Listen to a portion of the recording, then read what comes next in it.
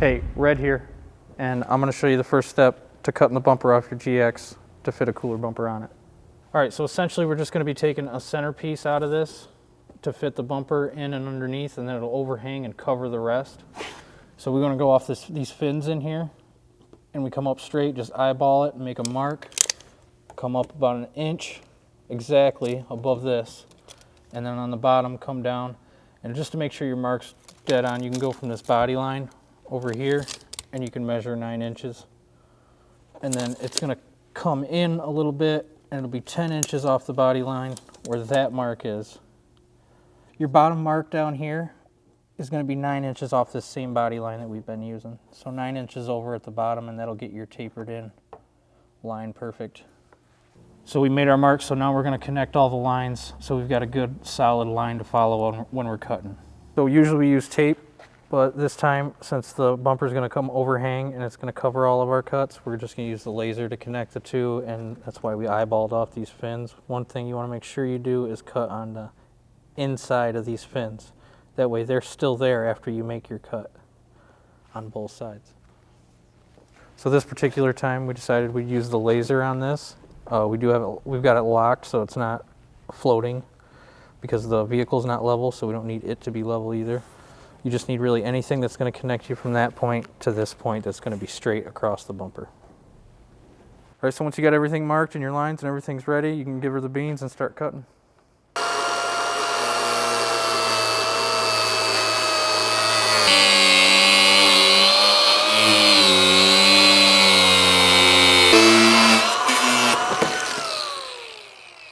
Now after we trim that front fascia, we're going to remove this factory, I guess it's a bumper. Step one, karate chop that off, and then grab a 10mm socket, and down here at the bottom on this skid there's going to be 2 bolts, it looks like, and then a snap that's broken on this one, but 2 bolts and a snap. 10mm should take the bolts out.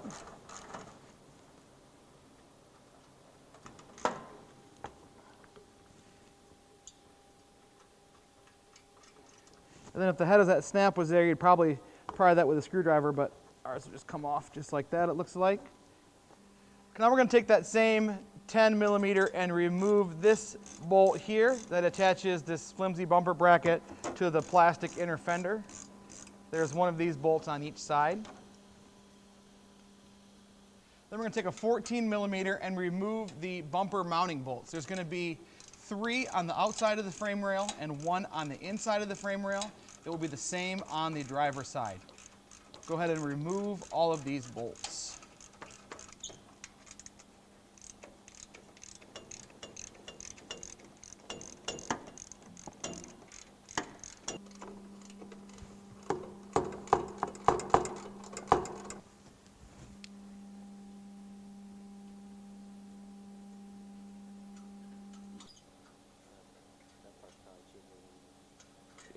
All right, now that all those bolts are removed, we can go ahead and pull off this factory bumper and throw it in the trash. Let's get the new one installed. All right, now after you get that factory plastic cut, go ahead and reinstall it on your 4Runner the same way that you took it off. Now let's get this Blitz bumper assembled. And the first thing you're going to want to put in is either a light bar or the aluminum perforated block-off plate that we sell. That's an option for these bumpers. If you're going to install a light bar, you're going to want a 20-inch light bar with a mounting width of right around 22 to 22 1/8 or so. That's the width between these mounts here, right around 22 inches. We actually sell this light bar. We usually keep it in stock, so if you want to call when you place your order to get it, this bar has a 22-inch mounting width from side to side. If your light bar is a little narrower, you can take that up with some plastic spacers on either side, and maybe you can replace these bolts here for longer bolts if you need to. There's lots of ways to deal with that. Just don't go wider than 22 1/8 or you're going to have some problems. All right, so the first thing we need to do is just bolt this 20-inch light bar in here, and it's as easy as just sliding it into the tabs, angling it straight ahead, and then tightening it down. All right, next we're going to install our winch. And in this application, we're going to install a Warn VR8S. We really like this series from Warn. We like how compact they are. And what's great about that is we don't have to relocate this solenoid box to mount this in the 4Runner. So let's get this thing mounted. It really helps to have a friend in this instance, but you can do it by yourself. I'm going to show you how to do that. Now, if you're installing this by yourself, you can kind of let the winch sit up against the light bar and then start one of these back bolts. Go ahead and put the bolt that your winch supplier gives you in a socket here. Feed it up through the bottom and then up through the hole in the winch plate, and then kind of pull the winch back over the top of it. Get that bolt started. Grab your second bolt and do the same thing on the back hole. Once you get all 4 mounting bolts loosely installed, go ahead and flip the bumper on its back and tighten down all 4 bolts. It might actually be a good idea to install this winch fair lead before you put the winch in. It's going to give you a little more room to work, but it is possible to do it afterwards if you forget, like I did.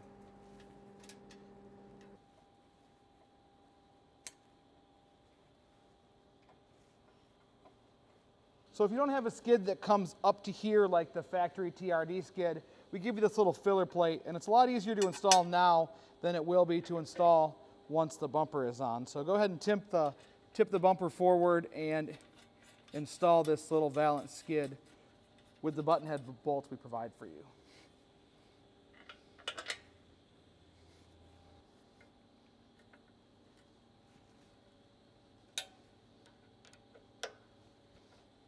All right, so this metal cooler line is the only thing in the way of the solenoid box on our Warn VR. And I don't want to relocate the whole solenoid box just for this line here, so I think we can move it out of the way a little bit. So what I did was I loosened up the brackets here just with a 10mm socket, 1 bracket on each side, and then I gently grabbed it here and bent it back just a little bit on each side.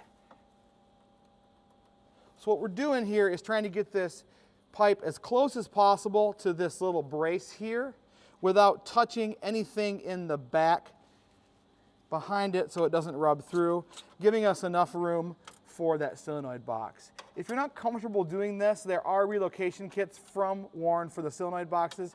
You can put it under the hood or something like that, but I don't think that bending this tube is really that invasive.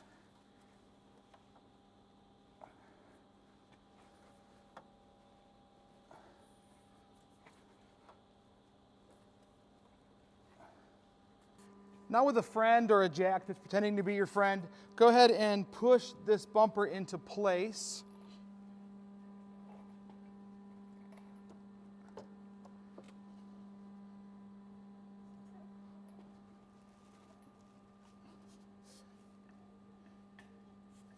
The easiest thing to do first is to get the 2 inside frame bolts just loosely threaded. Now once you get those 2 inside bolts loosely threaded, you're going to want to thread the 3 bolts on the outside here on each side. You're going to kind of want to have to contort up inside this bumper cover to get these 3 bolts installed. Go ahead and do this loosely on both sides just to make sure you get all the bolts installed. And then once that's done, you can tighten all of the frame bolts down.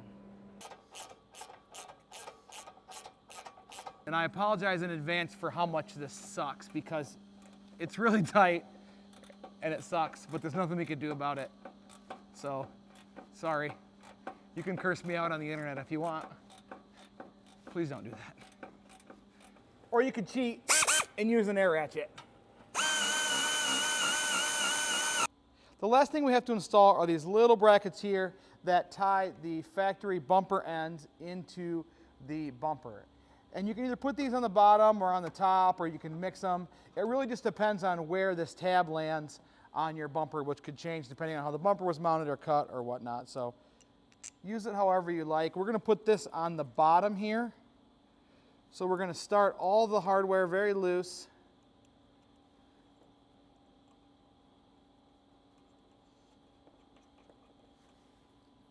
Making sure we go through the bumper and the inner wheel liner if yours still exists.